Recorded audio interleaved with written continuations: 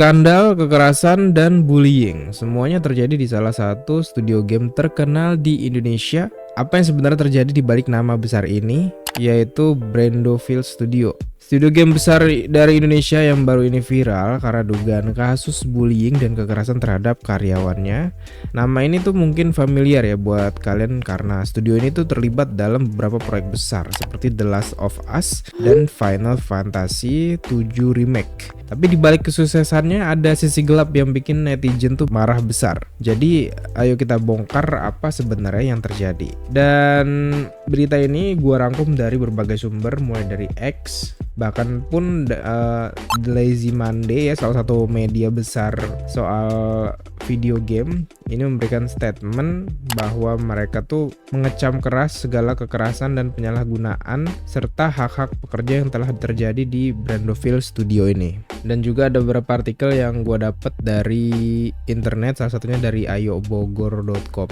Yuk mari kita ringkas semuanya. Bagian pertama, diskriminasi di tempat kerja. Jadi ada laporan kalau karyawan yang minta izin sakit atau cuti karena urusan keluarga tuh sering kali dipersulit. Gimana coba kalau lo lagi sakit ya tapi malah dimarahin karena minta izin. Bahkan ada cerita tentang karyawan perempuannya yang lagi hamil besar tapi malah masih harus kerja sampai tengah malam. Kesehatan karyawannya diabaikan dan ini baru permulaan ya. Dan gak cuma itu, kekerasan verbal juga sering banget terjadi. Karyawan diperlakukan gak manusiawi, dimaki-maki di depan umum, bahkan ada yang disuruh menampar diri sendiri sebagai bentuk hukuman. Dan ini tuh gak cuma sekali tapi sering banget. Kebayang gak lu lagi kerja terus nih ya, tiba-tiba disuruh tampar muka sendiri, itu aneh ya.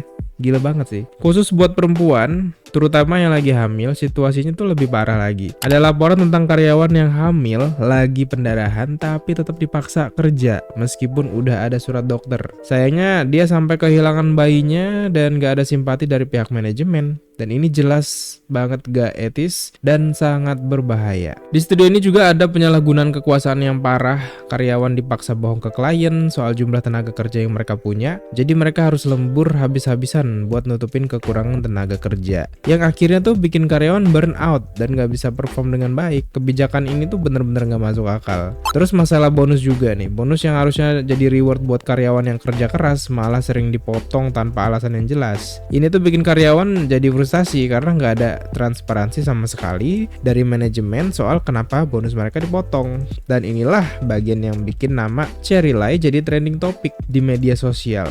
Cherry Lai, co-owner dari Brandoville Studio ini, diduga jadi dalang di balik semua kekerasan ini. Nama Cherry viral setelah akun @bisharday790 nih buka suara soal perlakuan kejam ini. Cherry ini dituduh memaksa karyawan menampar diri sendiri, kerja dengan tidur cuma 1 jam sehari, sampai membeli barang-barang mewah buat kepentingan pribadi. Salah satu kasus paling tragis nih adalah tentang karyawan yang hamil tadi, yang akhirnya kehilangan bayinya. Netizen pun marah besar ya sama Cherry, bisa dihukum sesuai hukum yang berlaku nih harusnya. Studio ini pun sudah mengumumkan ya penutupan operasinya pada Agustus 2024, tapi kasus ini jelas ya belum berakhir di mata publik. Kasus ini tuh benar-benar jadi pelajaran tentang pentingnya lingkungan kerja tuh yang sehat dan transparan. Karyawan kan manusia ya, bukan mesin. Jadi mereka tuh berhak atas lingkungan kerja yang aman dan adil. Semoga keadilan bisa ditegakkan di sini ya, dan kasus kayak gini tuh nggak terulang lagi. Dan gue berharap juga semoga kasus ini tuh segera dapat titik terang dan semua pihak yang terlibat ini bisa bertanggung jawab sesuai hukum yang berlaku. Makasih semua udah nonton, jangan lupa like dan subscribe kalau kalian pengen tahu perkembangan dunia internet dan juga dunia game selanjutnya.